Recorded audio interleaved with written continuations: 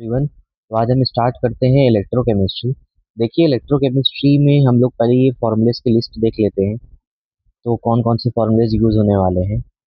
अब यहाँ पर अगर आप देखेंगे तो ये जो फॉर्मूला होता है मोलार कंडक्टिविटी का, यहाँ पे जो हमको दिया हुआ है ये वाला फॉर्मूला, इसमें कभी कभी हम थाउजेंड से मल्टीप्लाई करते हैं और कभी कभी थाउजेंड से मल्टीप्लाई नहीं करते। तो कब करेंगे और कब नहीं करेंगे मैं आपको बता देता हूँ। यहाँ पे आप ले लो सी, ये कॉन्सेंट्रेशन भी ले सकते हो, मोलारिटी भी बोल सकते हो या सॉल्युबिलिटी भी बोल सकते हो, ये याद रखना। यहाँ पे हम मोलारिटी या सॉल्युबिलिटी। अब देखो यहाँ पे यूनिट, अगर आपको मोलार कंडक्टिविटी एसआई में दिया हुआ है, क्लियर है, के भी एसआई में है, और ये जो कॉन्सेंट्रेशन है, मोलारिटी है या सॉल्युबिलिटी, ये किसमें आपको दिया है, मोल पर मीटर क्यूब में दिया है, तब तो यहाँ थाउजेंड से मल्टीप्लाई नहीं करोगे। लेकिन अगर आपको मोलारिटी दिया है मोल पर लीटर और ये सीजीएस में दिया है सेंटीमीटर में, तब आप थाउजेंड से मल्टीप्लाई कर दो। ये फॉर्मूला का याद रखना है। दूसरा हम ये वाला फॉर्मूला भी देखते हैं, ये वाला फॉर्मूला भी आ चुका है। उसके बाद डिग्री ऑफ डिसोसिएशन के लिए हम लोग यूज करते हैं जो ये फॉर्मूला हमको दिया हुआ है। ये फॉर्मूला एक बार देख लो आप लोग। उसके बाद क्या देखना है हमको, ये कुछ फॉर्मूले हैं। सॉल्युबिलिटी देखो निकालना है, मोलर कंडक्टिविटी। जब भी आप सॉल्युबिलिटी निकालते हो, ये याद रखना, जब भी सॉल्युबिलिटी निकालोगे तो जो मोलार कंडक्टिविटी होती है किसी होती है वो इनफाइनाइट डायल्यूशन की होती है, यहाँ याद रखो। कुछ फॉर्मूले हैं यहाँ पे, फर्स्ट लॉ, सेकंड लॉ, ये सब दिया हुआ है हमको। कॉन्सेंट्रेशन सेल के लिए देखो क्या है, 0.059 divide by N log C2 upon C1, where C2 is C1। ये इसको इलेक्ट्रोकेमिकल इक्विवेलेंट भी बोलते हैं, जो यहाँ पे दिया है इसको क्या बोलते हैं, और इलेक्ट्रोकेमिकल इलेक्ट्रोकेमिकल इक्विवेलेंट। इसके बाद देखिए, जहाँ पे हम लोग क्या करते हैं, कुछ क्वेश्चंस करते हैं। अच्छा, यहाँ पे आपको क्या क्या चीजें देखना है, मेनली ये चीजें मैं, और थ्री वाली जो चीजें आप लोग कुछ बताओ ये कर लेना एक बार। जो हमारी यहाँ पे हम बेसिकली क्या करते हैं इलेक्ट्रोकेमिस्ट्री में, हम एनर्जी का कन्वर्जन देखते हैं। तो देखो एनर्जी कन्वर्ट हो रही है तो एनर्जी क्या होगी, केमिकल एनर्जी जो है, केमिकल एनर्जी कन्वर्ट होगी इलेक्ट्रिकल में, और इसका रिवर्स भी हो सकता है। तो ये कन्वर्ट करने के लिए हमको चाहिए एक डिवाइस, और उसी डिवाइस को हम यहाँ बोल रहे हैं इलेक्ट्रोकेमिकल सेल। तो गैल्वानिक सेल होता है और वोल्टिक सेल, दोनों का अलग अलग अपना काम है, वो देख लेना। उसके बाद यहाँ पे हम लोग को जो टॉपिक्स मैं ये भी बता देता हूँ। हमको एक तो हो गया गैल्वानिक सेल, इसके बारे में अच्छे से पढ़ना है। उसके बाद इलेक्ट्रोलिटिक सेल। उसके बाद थर्ड आता है मोलार कंडक्टिविटी वाला, कंडक्टेंस कंडक्टिविटी ये सब चीज़ें। फोर्थ बैटरी के बारे में पढ़ना है, उसका थ्योरी पढ़ लेना है। क्लियर है। तो यहाँ पे आओ स्टार्ट करते हैं कुछ क्वेश्चन से। सबसे पहला क्वेश्चन क्या दिया हुआ है हमको, मतलब कोरोजन जो है is an example of electrochemical phenomena in which pure metal act as a anode and impure metal act as a cathode. तो ये आपको बताना है स्टेटमेंट सही है या नहीं। तो पहले देखो, कोरोजन में जो होता है, कोरोजन जब हो रहा है तो कोरोजन में होता क्या है, अगर मैं बात करूं Fe की ही बात करूं, तो ये जो अपना आयन होता है, हाँ, उस पे कोरोजन होने का मतलब क्या होता है, ये एयर के कांटेक्ट में ऑक्सीडाइज हो जाएगा। तो Fe ऑक्सीडाइज जाता है Fe+2 में, फिर ये फर्दर ऑक्सीडाइज होता है Fe+3 में, मॉइस्चर के साथ रिएक्ट करके क्या बनाता है Fe2O3 इंटू X H2O, इसी को हम बोलते हैं कोरोजन। तो जब भी कोरोजन हो रहा है तो उसमें जो आपका प्योर मेटल है उसका ऑक्सीडेशन होता है, और ऑक्सीडेशन के लिए कहाँ चाहिए, एनोड चाहिए। और जो इम्प्योरिटी है कहाँ, कैथोड पे। तो ये स्टेटमेंट सही है कि नहीं, क्योंकि जब प्योर मेटल एनोड होगा तभी तो इसका ऑक्सीडेशन होगा, तभी तो कोरोजन होगा। दूसरा क्या बता रहे हैं, rate of corrosion is more in alkaline medium than in acidic medium. ये स्टेटमेंट गलत है। देखो क्या होता है, जो कोरोजन का रेट होता है वो किसमें ज्यादा होता है, ये बता रहा है कि कोरोजन का जो रेट है क्या बता रहा है, rate of corrosion, rate of corrosion, ये बता रहा है अल्कलाइन में, बट एक्चुअली क्या होता है, किसमें ज्यादा होता है, more in acidic medium, acidic medium में ज्यादा होता है, एसिडिक मीडियम। क्यों ऐसा होता है, देखो एसिडिक मीडियम में क्या होगा, H प्लस होगा, और H प्लस जो होगा इसकी टेंडेंसी क्या होगी, क्योंकि ये प्लस इसको इलेक्ट्रॉन चाहिए, तो ये क्या करेगा, सामने वाले का इलेक्ट्रॉन खींचेगा, और तो यहाँ पे अगर कोई मेटल है तो क्या होगा, इसके इलेक्ट्रॉन्स को क्या करेगा, ये खींचेगा। क्लियर है, मतलब इसको क्या कर रहा है, ऑक्सीडाइज कर रहा है, ऑक्सीडाइज का मतलब कोरोजन ना, तो इसीलिए हम बोलते हैं कि भाई जो कोरोजन का रेट होता है एसिडिक मीडियम में ज्यादा होता है, तो यहाँ पे लेकिन उल्टा दे दिया है, इसलिए हमारा आंसर क्या दिया है, सी दिया है, ये याद रखना। क्लियर है, उसके बाद हम बात करते हैं सेकंड क्वेश्चन की। देखो सेकंड क्वेश्चन की जब आप बात करते हो, सेकंड क्वेश्चन में क्या आपको दिया है, standard reduction potential, values of some people of elements दिया हुआ है, और आपको बताना है स्ट्रॉन्गेस्ट ऑक्सीडाइजिंग कैपेसिटी। अब पहले यहाँ पे देख लो, जो आपको रिडक्शन ऑक्सीडेशन पोटेंशियल, ये जो पोटेंशियल इलेक्ट्रॉन पोटेंशियल दिया है, ये तो रिडक्शन पोटेंशियल दिया है, एक बार देख लेने का कि भाई वो रिडक्शन है या ऑक्सीडेशन है, कैसे मालूम पड़ेगा, तो आप देखो ये +4 से +2 हो रहा है तो इसका रिडक्शन हो रहा है, तो ये जो पोटेंशियल है रिडक्शन पोटेंशियल है। अगर 2 से 4 होता, मान लो 2 होता है 4 तो ऑक्सीडेशन है, और कभी मान लो नहीं मेंशन किया है, बस आपको ई नॉट पी भी बता दिया है, तो जब नहीं मेंशन किया होता है आपको मान के चलना होता है वो एस आर पी ही होता है, रिडक्शन पोटेंशियल ही होता है। अब रिडक्शन पोटेंशियल क्या बताता है, पता है, रिडक्शन पोटेंशियल हमको बताता है टेंडेंसी, क्या बताता है बोलो, tendency to accept electron, electron accept करने की टेंडेंसी बताता है। मान लो कोई एक मेटल है, कोई भी एक एलिमेंट है, इसकी इलेक्ट्रॉन एक्सेप्ट करने की टेंडेंसी कितनी है, ये बताता है एसआरपी।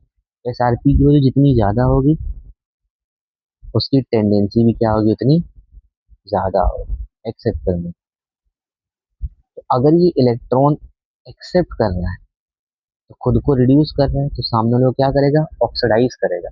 मैं बोलूंगा तो यहाँ पे हम लोग ने एक रिलेशन निकाला, ये रिलेशन आपको याद रखना है, रिलेशन क्या है, कि अगर एस आर पी की वैल्यू ज्यादा होगी तो ऑक्सीडाइजिंग पावर भी ज्यादा होता है, ये हुआ, और रिड्यूसिंग पावर कम होता है, ये याद रखना, ये रिलेशन एस आर पी। अच्छा एस आर पी से ये होता है, तो एस ओ पी से क्या होगा, तो याद रखो एस ओ पी और एस आर पी आपस में इनवर्स होते हैं, मतलब इक्वल एंड अपोजिट होते हैं, तो जो एस आर पी का रिलेशन है तो एस ओ पी उसका उल्टा हो जाएगा, मतलब अगर मैं एस ओ पी से निकालूं तो ऑक्सीडाइजिंग इनवर्स होगा, रिड्यूसिंग। फिलहाल अभी अपने को एसआरपी दिया है, और अपने को बोला इसमें से स्ट्रॉन्गेस्ट ऑक्सीडाइजिंग एजेंट कौन हो सकता है, तो आप लोग बताओ स्ट्रॉन्गेस्ट ऑक्सीडाइजिंग एजेंट कौन होगा जिसकी एसआरपी ज्यादा होगी, बताओ इनमें सबसे ज्यादा एसआरपी किसकी है, तो सबसे ज्यादा एसआरपी यहाँ पे दिया हुआ है इसका 1.67, तो यही आंसर है आपका। और सबसे कम ऑक्सीडाइजिंग किसका है बता सकते हो, देखो ये माइनस में है कि नहीं, तो ये सबसे लोवेस्ट ऑक्सीडाइजिंग है, ये रही, ऐसे क्वेश्चंस भी आ सकते हैं हमको। अच्छा इसके बेसिस पे और अपने को कैसे कैसे क्वेश्चन आ सकता है पता है, कि कौन इसको, जैसा मान लो मैं मान लो एक मेटल लिख रहा हूँ, और ये कोई भी एलिमेंट है मान लो, इसका मैंने एस आर पी आपको दे दिया, क्या दे दिया बोलो, एस आर पी दे दिया, और ऐसी और भी अलग अलग एलिमेंट है। अब मैं बोलूंगा तो इनकी भी आपको एस आर पी दी हुई होगी, क्या दी होगी बोलो, S R P S R P S R P सबका दिया हुआ है। अब मैं पूछूंगा कि भाई ये इनको ऑक्सीडाइज कर सकता है या नहीं, या इनको रिड्यूस कर सकता है, ऐसे क्वेश्चन आ जाए, तो ये इनको ऑक्सीडाइज कर रहा है, क्या कर रहा है, ऑक्सीडाइज कर रहा है, बताओ कौन कर सकता है जिसकी ऑक्सीडाइजिंग पावर ज्यादा होगी ना, बताओ अगर मैं बोलूं कि भाई ये इन सबको ऑक्सीडाइज कर पाएगा या नहीं, कैसे मालूम पड़ेगा, तो इसका ऑक्सीडाइजिंग पावर इनसे ज्यादा होना चाहिए, और ऑक्सीडाइजिंग पावर किसी का कम ज्यादा कैसे मालूम पड़ता है, एसआरपी की वैल्यू से, तो अगर इसकी एसआरपी की वैल्यू इनसे ज्यादा होगी तो क्या बोलना, ये इन सबको ऑक्सीडाइज कर देगा, अगर इनसे कम होगी तो वो नहीं ऑक्सीडाइज नहीं करेगा। क्लियर है? ये एक हो गया। तो ये चीजें ऐसे आ सकती है, देख लेना एक बार। अब हम उसके बाद बात करते हैं, देखो ये question, which of the following electrolyte can be use to obtain H2O8 by process of electrolysis. देखो इलेक्ट्रोलिसिस में मैंने आपको एक बात बोला हूँ, जो प्रोडक्ट बनता है, एनोड पे क्या बनेगा, कैथोड पे क्या बनेगा, दो चीज पे डिपेंड करता है ना। एक तो क्या है, आप कौन सा इलेक्ट्रोड यूज कर रहे हो, क्या आप उसमें क्या बोलते हैं हम, ये अपना इनर्ट इलेक्ट्रोड यूज कर रहे हो। इनर्ट इलेक्ट्रोड क्या होता है, जो पार्टिसिपेट नहीं करता, सिर्फ क्या करता है, इलेक्ट्रॉन कैरियर की तरह काम करता है। तो प्लैटिनम या ग्रेफाइट यूज करते हैं हम लोग उसके लिए। और रिएक्टिव इलेक्ट्रोड अगर आ गया तो वो भी रिएक्शन में पार्टिसिपेट कर लेता है। तो इसके मैंने क्वेश्चंस करवाया हूँ क्लास में, एक बार देख लेना। H2SO8 जो दिया हुआ है आपको, इसमें ये बताओ ये कब बन सकता है इलेक्ट्रोलिसिस में। अगर आप क्या ले रहे हो, डाइल्यूट सोडियम सल्फेट, क्या ले रहे हो, डाइल्यूट सोडियम सल्फेट, तो बताओ क्या क्या इसमें होगा। तो ये सोडियम सल्फेट मतलब यहाँ पे सोडियम भी होगा, पानी के सॉल्यूशन में सल्फेट भी होगा, और एक्वस है मतलब वाटर H प्लस भी होगा, और OH माइनस भी होगा। तो अब हम लोग ने बोलते कि भाई जब दो या दो से ज्यादा केटायन आ जाए, दो से ज्यादा एनायन आए, तो कंपटीशन चलता है ना। तो मैंने एक ट्रिक बताया था कि जब भी H प्लस का ग्रुप 1 2 13 के साथ आए तो H प्लस का रिडक्शन होता है, तो इसका रिडक्शन नहीं होगा। ऐसे ही OH माइनस और बाकी जो दूसरे नेगेटिव वाले हैं, तो उन्होंने बताया था OH minus versus nitrate sulphate sulphide, ये सब आ गया तो OH माइनस का ऑक्सीडेशन होता है, इनका नहीं होता। और F माइनस, तो इस बार बताओ ये है ना, तो इसका क्या होगा, ऑक्सीडेशन होगा। तो जब ये होगा तो ये तो गया ही नहीं है ना, तो यहाँ पे ये मिलेगा नहीं अपने को, यहाँ से क्या होगा, H2 मिल जाएगा और यहाँ से ऑक्सीजन मिल जाएगा। क्लियर है? ऐसे ही acidified dilute solution of sodium sulphate ले रहे हो, सोडियम सल्फेट यहाँ पे एसिडिफाइड डाइल्यूट ले रहे हो ना, मतलब वही होगा, H प्लस होगा और OH माइनस होगा। Dilute solution of sulphuric acid, sulphuric acid ले लो, H प्लस और क्या जाएगा, HSO4 माइनस, या आप सल्फेट वाला ही पार्ट ले लो। डाइल्यूट ले रहे हो तो मतलब साथ में OH माइनस भी होगा, तो इनमें इनमें यही जाएगा तो ये जाएगा ही नहीं। लेकिन जब आप कॉन्सेंट्रेट सल्फ्यूरिक एसिड लो, मतलब यहाँ पे H प्लस और SO4 माइनस टू ही है, तो H प्लस का रिडक्शन होकर H2 बना जाएगा। और अब सल्फ्यूरिक एसिड कॉन्सेंट्रेट है, मतलब अब OH ना के बराबर होगा।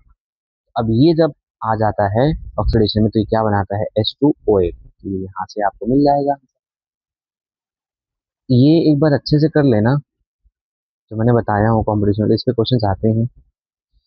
इसके बाद देखो सेकंड आपको दिया हुआ है, ये सब जेई की क्वेश्चन है। तो यहाँ पे आपको एक रिएक्शन से याद करना है, जब OH माइनस का ऑक्सीडेशन होता है क्या बनता है, ये आगे काम भी आएगा। तो यहाँ पे देखो क्या दिया है, बता रहे O2 gas will be evolve as per the product of electrolysis. किसमें किसमें O2 गैस निकलेगा, तो O2 गैस कब निकलता है, जब OH माइनस का क्या होता है, ऑक्सीडेशन होता है। अब यहाँ पे आप खुद देखो क्या बता रहा है, aqueous solution of AgNO3 using silver electrode, ये बहुत इंपॉर्टेंट है, याद रखना। जब भी जो इलेक्ट्रोलाइट ले रहे हो और इलेक्ट्रोड भी वही यूज कर रहा है, तो इस बार ऑक्सीडेशन रिडक्शन दोनों उसी का होता है। मतलब अगर मैं बात करूँ एनोड पे क्या होगा, एनोड पे ऑक्सीडेशन होता है। अब ऑक्सीडेशन किसका होगा, इसी सिल्वर इलेक्ट्रोड का ऑक्सीडेशन हो जाता है, इस बार ये पार्टिसिपेट कर लेता है। क्लियर है?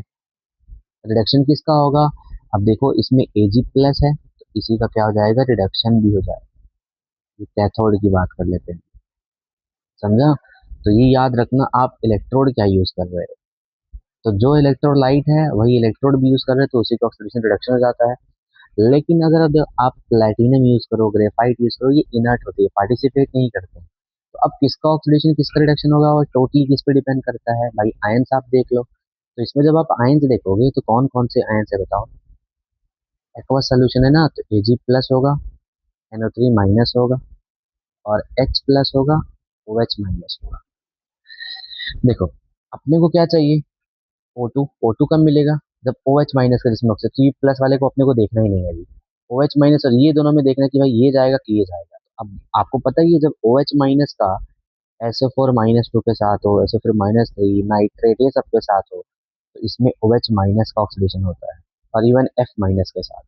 लेकिन अगर यही OH का Cl Br और I के साथ हो, तब ये होते हैं। फिलहाल अभी कौन से है, ये इसका ऑक्सीडेशन होगा, तो ये O2 प्रोड्यूस करेगा, मतलब बी ऑप्शन तो है। अब जो बात करते हैं सल्फ्यूरिक एसिड, तो अभी मैंने इसके बारे में बात किया था, डाइल्यूट सल्फ्यूरिक एसिड और प्लैटिनम यूज कर रहे हैं। तो डाइल्यूट सल्फ्यूरिक एसिड का मतलब क्या है, H प्लस SO4 - 2। डाइल्यूट है ना, ये तो एसिड से आया है। वाटर से क्या आएगा, H प्लस और OH माइनस, तो नेगेटिव में बताओ सल्फेट और इसमें यही जाएगा कि नहीं, तो यहाँ से भी बन गया। कॉन्सेंट्रेट जब लोगे, OH माइनस तो होता ही नहीं उसमें, हम लोग ने भी देखा, तो आंसर क्या आ जाएगा, बी और सी। ये इलेक्ट्रोलिसिस का प्रोडक्ट कर लेना, ये बहुत इजी है और इससे डायरेक्टली क्वेश्चन आ जाते हैं, तो ये इसको एक बार ध्यान देना। जैसे अगर मैं बात करूँ आपसे, मैं पूछूं ये बताओ, एक्वस कॉपर सल्फेट, इसका इलेक्ट्रोलिसिस करूंगा तो क्या बनेगा प्रोडक्ट, एनोड पे कैथोड पे। हाँ, तो आप लोग बता सकते हो। और दूसरा मैं ये भी पूछ सकता हूँ, नेचर ऑफ द सोल्यूशन का जो नेचर होगा कैसा होगा। तो आप लिखो, देखो कॉपर +2 में होगा, सल्फर सल्फेट -2। एक्वस सोल्यूशन है मतलब H प्लस भी होगा और OH माइनस होगा। मैं यहाँ पे प्लैटिनम का इलेक्ट्रोड यूज कर रहा हूँ। तो अब इन दोनों में देखो पहले, एन एक देखो पहले एनोड, तो एनोड पे यहाँ पे चार्ज क्या हो जाता है, पॉजिटिव, और कैथोड पे क्या चार्ज हो जाता है, नेगेटिव। ये उल्टा हो जाता है इलेक्ट्रोलिटिक सेल में। तो एनोड पे कौन आ जाएगा, माइनस वाले आ जाएंगे। अब इन दोनों में भी किसका ऑक्सीडेशन होगा, अपने को पता है इसका, तो यहाँ पे इसका ऑक्सीडेशन हो जाएगा और कौन सा गैस निकलेगा, अभी हम लोगों ने बताया था, यहाँ से O2 गैस निकल रहा है। इन दोनों में देखो, इसके ऊपर आएंगे प्लस वाले, तो ये भी आ सकता है, ये भी आ सकता है। तो ये जब H प्लस 1 to 13 के साथ हो, ग्रुप 1 वाले, ग्रुप 2 वाले, ग्रुप 3 के एलिमेंट और H प्लस हो, तो H जीतता है। लेकिन इसके अलावा दिए तो ये आ जाएगा, तो इधर कौन आ जाएगा, Cu+2, 2 इलेक्ट्रॉन लिए और क्या बन जाएगा, Cu।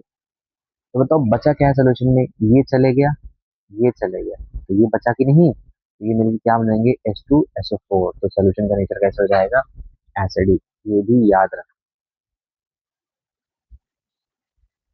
इसके बाद देखो, ये यूजेस दिए हैं, तो आपको जो एनसीईआरटी में दिया हुआ है वो अच्छे से देख लेना, वहाँ पे जो बैटरीज है उसका यूजेस है। तो यहाँ पे फिलहाल ये कुछ ये भी याद रख लो, डायरेक्टली आपको यहाँ से करना है। क्या दिया पहले, ट्रांजिस्टर।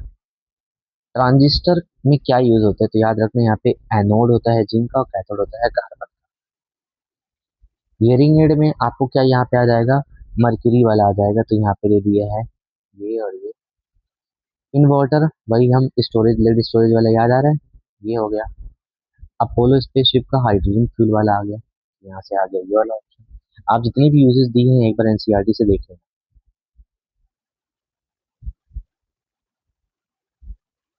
उसके बाद देखो यहाँ पे ये आ जाएगा, बेस्ड ऑन द डेटा, आपको ये डेटा दिया हुआ है और पूछा है स्ट्रॉन्गेस्ट रिड्यूसिंग एजेंट, बताओ ये सारी वैल्यूज कौन सी है, ये +6 में है 3, ये +7 में है, ये 0, तो ये सब क्या दिया है, रिडक्शन पोटेंशियल दिया है कि नहीं। तो रिडक्शन पोटेंशियल के और इस रिड्यूसिंग में क्या रिलेशन है, SRP, और रिड्यूसिंग पावर में क्या इनवर्स है। तो पूछा भाई स्ट्रॉन्गेस्ट रिड्यूसिंग एजेंट कौन होगा, जिसकी एसआरपी क्या होगी। देखो स्ट्रॉन्गेस्ट रिड्यूसिंग पावर किसका होगा, जिसकी एसआरपी कम होगी। अब बताओ इसमें एसआरपी कम किसकी है, देख लो, इसका माइनस में है, फिर आ गया। तो ये क्वेश्चंस देखो, ऐसे क्वेश्चंस ना मोस्ट ऑफ द टाइम आते हैं हमको, जो डायरेक्टली बता सकते हो, देख के बता देते, लेकिन घाई मत करना, एक बार क्रॉस चेक कर लेना अच्छे से। अब यहाँ से आ जाओ, थोड़ा हम लोग सॉल्व करते हैं कंडक्टिविटी और सबके क्वेश्चंस। तो यहाँ पे आपको दिया क्या है, देखो क्वेश्चंस पढ़ो, आपको क्या बोला है, आपको बोला है molar conductance of infinitely dilute solution of ammonium chloride was found to be, मतलब NH4Cl की मोलार कंडक्टिविटी दी है इनफाइनाइट डायल्यूशन पे, कितना दिया हुआ है बताओ, 185 सेंटीमीटर स्क्वायर पर मोल, ये अपने को इनफाइनाइट डायल्यूशन पे दिया हुआ। और बता रहा है ionic conductance of hydroxyl and chloride ion, इसका भी दिया है, किस पे, सब इनफाइनाइट पे। तो OH माइनस का कितना दिया है, 170, क्लोराइड का कितना दिया है, 70। ये इतना अपने को डेटा दिया था, इनफाइनाइट पे दिया। आपको और क्या बोला है यहाँ पे देखो, if the molar conductance, molar conductance मतलब ये होता है, ये है मोलार कंडक्टेंस, ये भी है मोलार, लेकिन इनफाइनाइट डायल्यूशन पे है। Molar conductance of this concentration का आपको दिया है NH4OH का कितना दिया है भाई, 85.5 ये दिया हुआ है। बोले आपको अल्फा बताओ, तो अल्फा क्या होता है, अल्फा होता है मोलार कंडक्टिविटी ऑफ, किसका अल्फा निकालना है, इसी का ही निकालना है। NH4OH इनफाइनाइट में क्या था और कोई पर्टिकुलर कंडीशन में क्या है, ये फॉर्मूला होता है अल्फा निकालने का, राइट, डिग्री ऑफ डिसोसिएशन का। तो अपने को ये तो दिया हुआ है, क्या ये दिया है हमको जो इनफाइनाइट डाइल्यूशन है उसमें मोलार कंडक्टिविटी जो दिया हुआ है, क्या वो NH4 का दिया है, हमको तो NH4Cl का दिया है, NH4OH का नहीं दिया है। तो क्या हम निकाल नहीं सकते? तो हम लोग ये देखे हैं कि भाई देखो अपने को NH4Cl का है, तो हम लोग ने कोलरॉस लॉ पढ़े हैं, क्या होता है कोलरॉस लॉ, किसी को स्टेटमेंट पता है क्या होता है बताओ। देखो यहाँ पे हम लोग क्या करते हैं कि भाई जो इनफाइनाइट डाइल्यूशन होता है उस पे जो इलेक्ट्रोलाइट है इनकी जो कंडक्टिविटी है क्या होती है,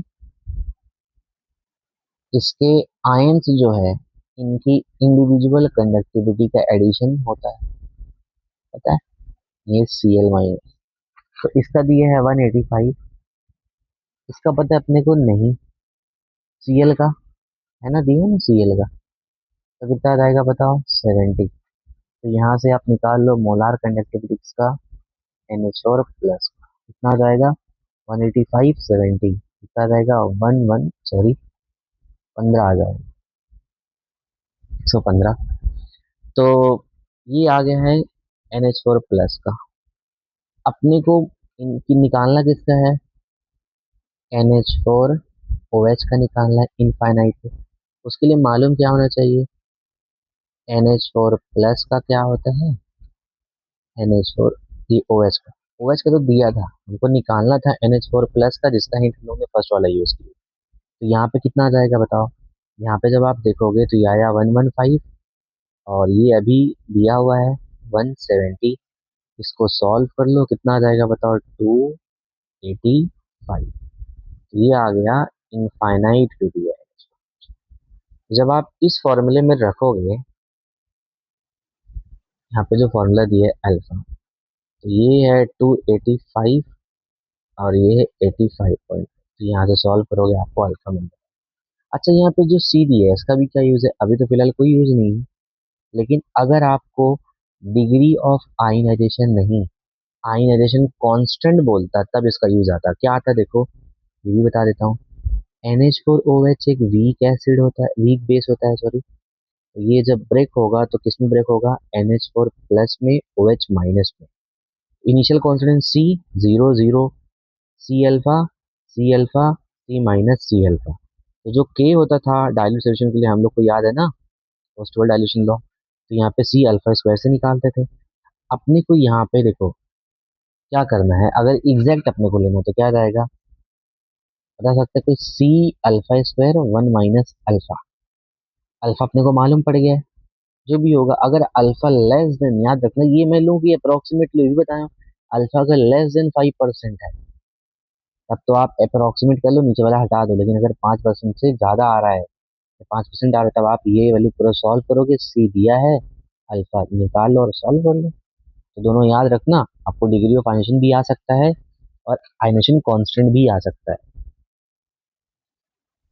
उसके बाद देखो यहाँ पे इससे रिलेटेड भी आ जाते हैं थ्योरेटिकल, तो इसमें बहुत सारी चीजें मैं आपको बताता हूँ। देखो ये जो ग्राफ है, इससे पहले आपको एक इक्वेशन याद होना है, ये इक्वेशन याद कर लो, मोलार कंडक्टिविटी जो होती है, मोलार कंडक्टिविटी ये होता है इनफाइनाइट डाइल्यूशन पे क्या है, A√C, Debye Huckel Onsager equation. इसमें ए के बारे में मैं आगे डिस्कस करूंगा। ये इनफाइनाइट डाइल्यूशन पे होता है। अच्छा ये किसके लिए होता है, ये होता है स्ट्रॉन्ग इलेक्ट्रोलाइट, किसके लिए होता है बोलो, स्ट्रॉन्ग इलेक्ट्रोलाइट के लिए होता है। तो जब आप ड्रॉ करोगे मोलार कंडक्टिविटी √C, तो ऐसा है, लीनियर होगा। तो ऐसे जाने पे हम लोग क्या कर रहे हैं, कॉन्सेंट्रेशन बढ़ा रहे हैं। तो अगर मैं ऐसे जाऊं तो कॉन्सेंट्रेशन घटा रहे हैं, तो वॉल्यूम बढ़ा रहे हैं। वॉल्यूम बढ़ाने का मतलब मैं डाइल्यूशन कर रहा हूँ। क्या कर रहा हूँ बोलो? डाइल्यूशन। तो देखो, जब आप ऐसे जा रहे हो इस डायरेक्शन में जा रहे हो, तो आप कंसंट्रेशन पहले देखो, ये मान लो कंसंट्रेशन जीरो से स्टार्ट हो रहा है तो बढ़ते जा रहा है। तो ये ऐसे जाओगे तो कंसंट्रेशन बढ़ेगा, ऐसे में तो कम होगा। कंसंट्रेशन कम होगा तो वॉल्यूम क्या होगा? बढ़ेगा। वॉल्यूम बढ़ेगा तो डायल्यूशन। देखो वॉल्यूम बढ़ रहा है तो मोलार कंडक्टिविटी बढ़ रही कि नहीं? कैसे मालूम पड़ा? देख लो। अगर मैं इस पॉइंट पे लूँ तो ये कॉन्सेंट्रेशन पे इसकी कंडक्टिविटी है। अगर ये आ गया, बढ़ रही कि नहीं कंडक्टिविटी? कैसे बढ़ रही है? लीनियरली। समझा? लेकिन अगर आप वीक इलेक्ट्रोलाइट लोगे तो उसके लिए इक्वेशन फॉलो नहीं करता है। तो ये देखो कुछ ऐसे जाएगा। समझ में आ रहा है? वीक इलेक्ट्रोलाइट के लिए क्या होगा? ऐसे जाएगा। तो अगर कभी आपको पहचानना आ जाए कि इसमें ग्राफ से कि भाई वो स्ट्रॉन्ग इलेक्ट्रोलाइट का है या वीक का है, पहचान सकते हो। अगर एक ये आ जाए, दूसरा ये आ जाए, तो समझ जाओ जो लीनियर वाला स्ट्रॉन्ग होता है और ये जो ऐसे भी एक्सपेंशन में ये किसका है? वीक का है। अच्छा, दूसरा ना, इसमें अपने को ना डाइल्यूशन का इफेक्ट, ये बहुत इंपॉर्टेंट है। ये कॉन्सेप्ट भी आप लोग देख लो यहाँ पे। क्या देखना होता है अपने को? Of effect of dilution on conductivity, जिसको हम स्पेसिफिक कंडक्टेंस बोलते हैं। और दूसरा हमको देखना है effect of dilution on molar conductivity. Molar conductivity, जिसको हम ऐसे दिखाएंगे या कैमरा से दिखा सकते हैं। देखो पहले आपको ये मालूम, जो कंडक्टिविटी क्या होती है? कंडक्टिविटी बताता है कि भाई पर यूनिट वॉल्यूम, अगर मैं कह लो पर मान लो 1 ml वॉल्यूम, तो इसमें कितने ml में कितने आयंस प्रेजेंट है, उनके कंडक्टेंस को हम क्या बोलते हैं? कंडक्टिविटी। क्लियर है? मतलब अगर मान लो 1 ml, मैं यहाँ पे ये पूरा मान लो 100 ml का सोल्यूशन है, मैं बोलूंगा कि भाई इसके 1 ml में जितने आयंस है, 1 ml में मान लो 10 आयन है सपोज करो, तो इनके कंडक्टेंस हम क्या बोलेंगे? कंडक्टिविटी। अब आप जब डाइल्यूट करोगे, क्या करोगे? डाइल्यूट तो दो चीज आएगी, या तो स्ट्रॉन्ग इलेक्ट्रोलाइट होगा,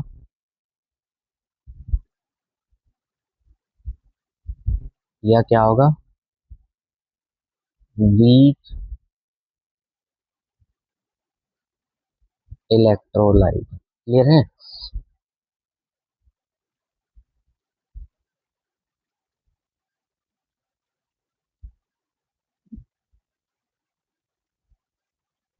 1 मिनट।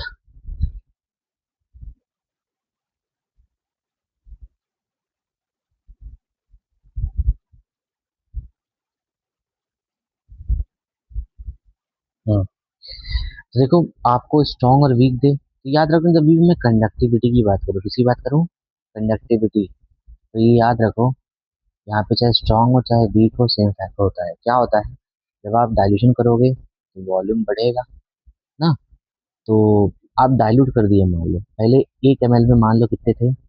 100 आयंस थे 1 ml में। अब पानी मिल गया, डाइल्यूट हो गया, तो दूर दूर हो गए आयंस, तो आयंस दूर दूर हो जाएंगे। तो अब 1 ml में उतने आयंस नहीं मिलेंगे, तो नंबर ऑफ आयंस जो है, जैसे ही आप डाइल्यूशन करते हो तो क्या हो जाएगा? Number of ions per unit volume क्या हो जाता है? डिक्रीज। इसलिए कंडक्टिविटी चाहे स्ट्रॉन्ग चाहे भी, दोनों केस में डिक्रीज हो जाता है। ये रीजन है, याद रखना।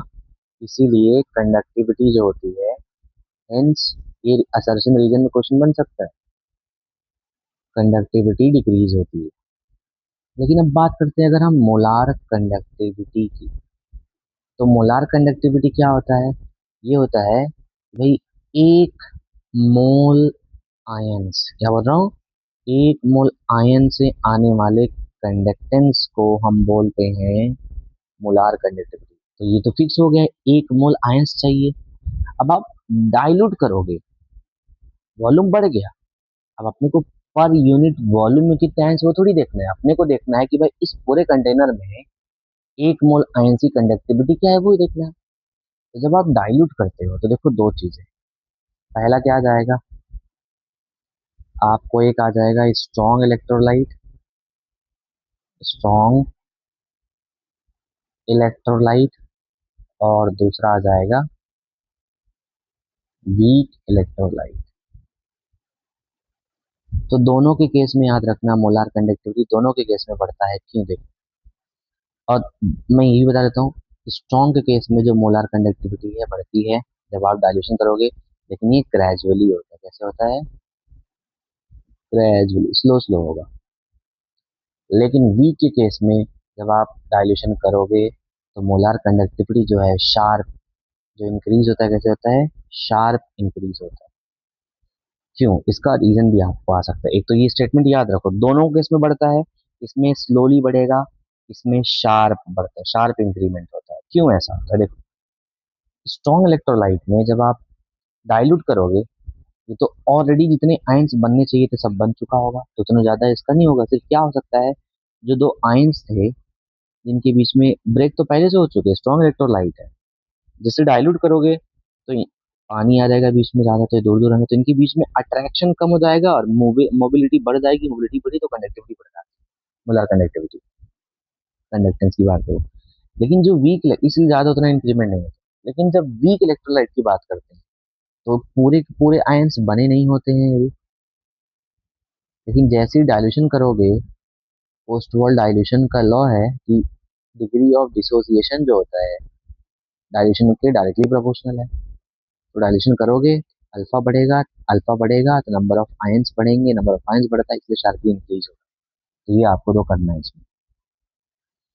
इसके बाद ये क्वेश्चन है, ये क्वेश्चन आपको सॉल्व करना है, इलेक्ट्रोलिसिस का है। देखो क्या बताना है अपने को, इलेक्ट्रोलिसिस करना है 600 ml एक्वस सोल्यूशन किसका, NaCl का, for 5 minute. The change in pH of solution to, pH, change the pH of solution to, तो पीएच कितना हो चुका है इसका, 12 हो चुका है।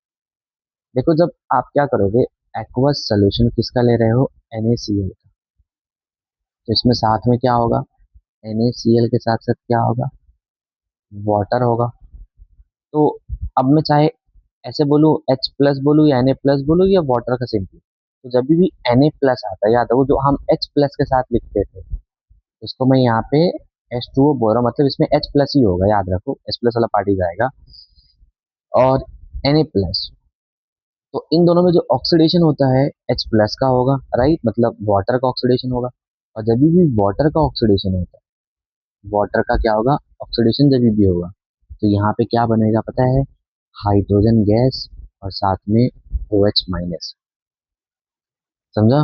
OH- बन जाएगा, और यहाँ पे क्या हो रहा है, ऑक्सीडेशन हो रहा है, तो ऑक्सीडेशन में ये इलेक्ट्रॉन गया और ये OH- ऐसे बन गया, और यहाँ से ये इलेक्ट्रॉन्स के लिए। तो आपको ये देखना है यहाँ पे कितने इलेक्ट्रॉन्स इन्वॉल्व हो रहे हैं इस केस में। जब आप इसको बैलेंस करोगे तो यहाँ पे क्या आ जाएगा, बैलेंस देखो, ये H+ में है, यहाँ पे 0 में, तो कितने, 2 इलेक्ट्रॉन आ गए। वो यहाँ पे कितना आ रहा है, अगर मैं इसको ऐसे ही देखूँ तो यहाँ पे अप्रोक्सीमेटली 2 इलेक्ट्रॉन क्या हो रहे हैं, इन्वॉल्व हो रहा है। निकाल लो, यहाँ पे -2 आ जाएगा, और यहाँ पे कितना आ जाएगा, ये -2 है, ओवरऑल -1 दिए हैं, तो यहाँ से निकाल लो। तो यहाँ पे 2 इलेक्ट्रॉन का ट्रांसफर हो, तो जब 2 इलेक्ट्रॉन का आप ट्रांसफर देख रहे हो यहाँ पे, तो क्या आ जाएगा बताओ यहाँ से। अच्छा ये देखो एनोड पे हो क्या रहा है, एनोड पे क्या हो रहा है, OH- प्रोड्यूस हो रहा है। OH- प्रोड्यूस होगा तो पीएच चेंज होगा कि नहीं होगा। तो अभी पीएच कितना हो चुका है, 12। तो मैं OH चेक कर सकता हूँ, तो पीएच कितना हो गया होगा, 2। तो OH- का जो कॉन्सेंट्रेशन होगा वो कितना हो जाएगा, 10⁻²। तो मेरे को अभी मालूम है OH- का कॉन्सेंट्रेशन कितना है, 10⁻² है। तो यहाँ से अपने, हाँ, तो यहाँ पे हम देखेंगे। अच्छा ये सॉरी एनोड पे नहीं, ये तो प्लस वाला है ना, ये H प्लस जो है Na प्लस, तो ये वाला जो पार्ट होता है यहाँ पे हम H प्लस की बात कर रहे हैं, तो ये क्या होगा, ये इसका होगा रिडक्शन, राइट, तो ये कैथोड पे जाएगा, सॉरी, तो ये कहाँ गया, कैथोड पे। तो कैथोड पे जब ये गया तो ये क्या करेगा, वाटर इलेक्ट्रॉन लिया और क्या बन जाएगा, H2 और OH माइनस। तो आप इसको दो कर दो, यहाँ से दो कर दो तो बैलेंस हो गया ये। कितने इलेक्ट्रॉन चले जाएंगे यहाँ पे देख लो, तो यहाँ से दो इलेक्ट्रॉन आ जाएगा, अब सही। तो यहाँ देखो, 2 मोल OH बनने के लिए 2 मोल इलेक्ट्रॉन चाहिए, मतलब 2F चाहिए। देखो ये क्वेश्चन को मैं बताता हूँ आपको अप्रोच क्या करना है। क्वेश्चन आप पढ़ोगे तो भाई दिया है 600 ml एक्वा सोल्यूशन है, 5 मिनट तक चल रहा है, तो पीएच ये हुआ इलेक्ट्रोलिसिस। तो उसमें जो करंट अपने को निकालना है, तो करंट निकालने के लिए अपने को क्या मालूम होना चाहिए, अपने को पता है कि जो होता है आई इंटू टी हो जाएगा, ये मालूम करना है, क्यू बाय टी। टाइम भी अपने को पता है, क्यों निकालना है, तो चार चीज निकालोगे, रिएक्शन लिख के निकाल लो।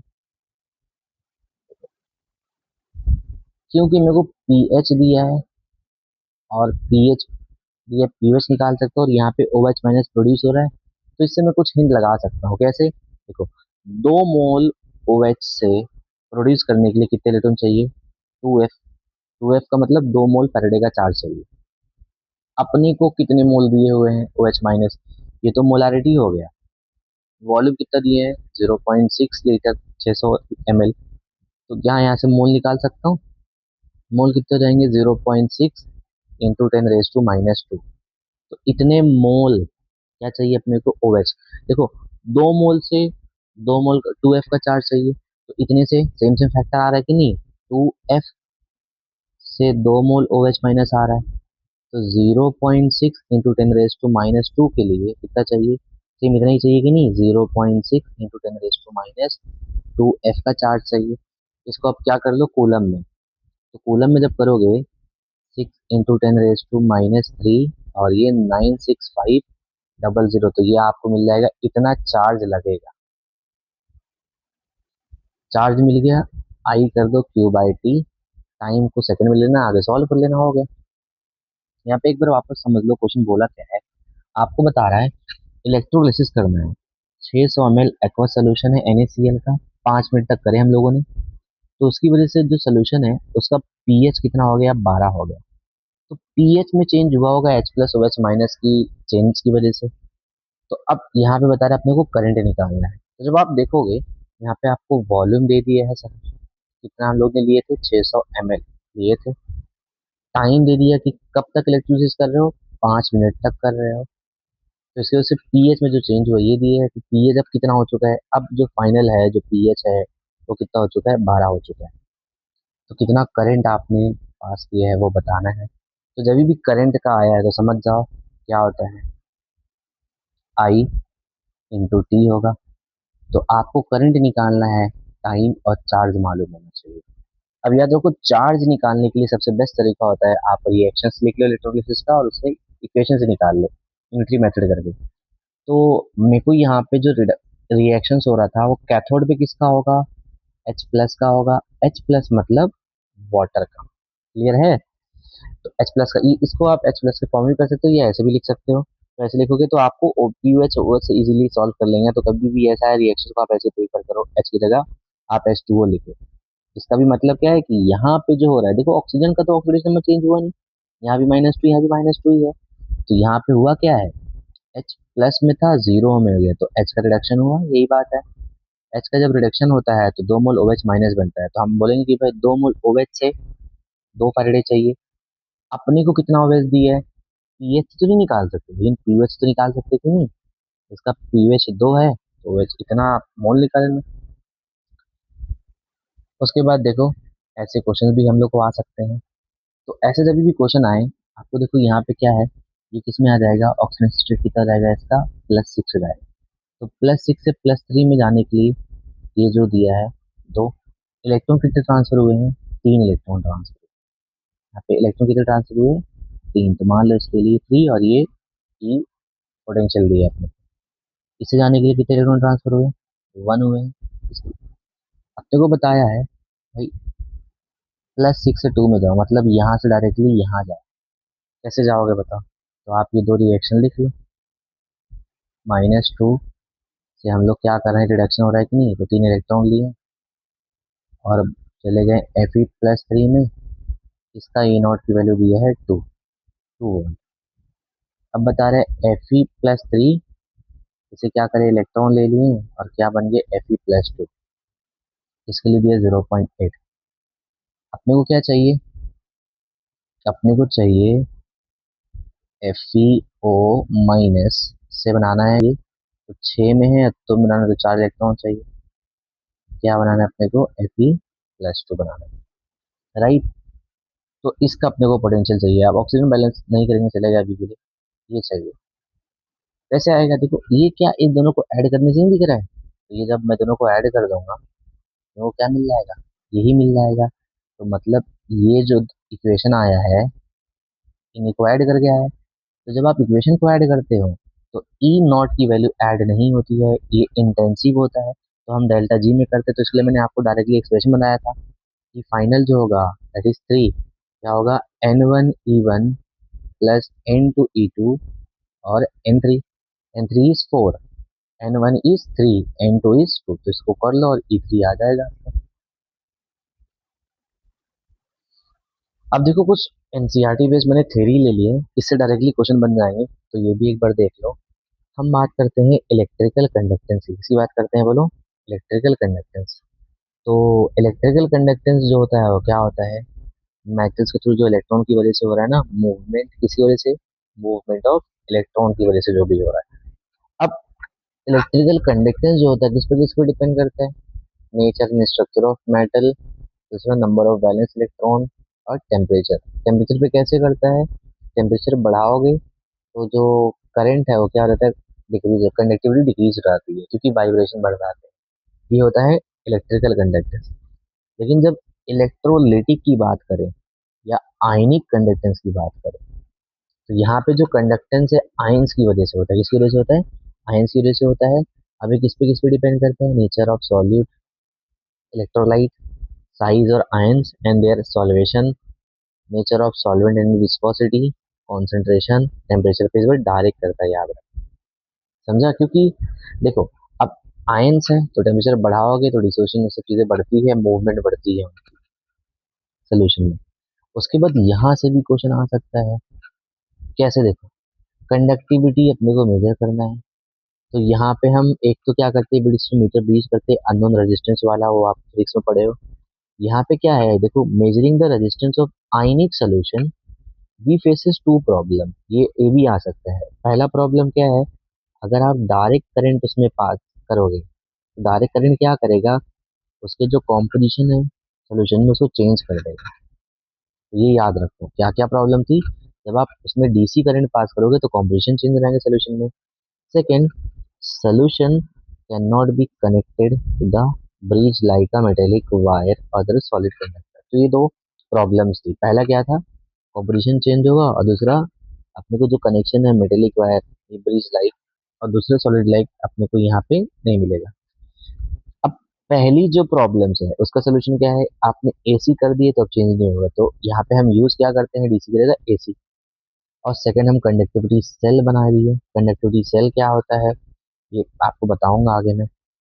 मेनली हम क्या करते हैं, एक प्लेट लेते हैं, हाँ यूनिट एरिया का, एरिया क्रॉस सेक्शन कुछ तो होगा इसका, मान लो 1 सेंटीमीटर स्क्वायर, और इनके बीच का सेपरेशन कितना होगा, 1 सेंटीमीटर। इनमें हम सोल्यूशन फिल कर देते हैं तो उसको हम बोलते हैं कंडक्टिविटी सेल। उसके बाद ये देखो, ये जो मैंने आपको इक्वेशन बताया था, इसमें ये है molar conductivity at any point, molar conductivity at infinite solution is constant, रो सी concentration.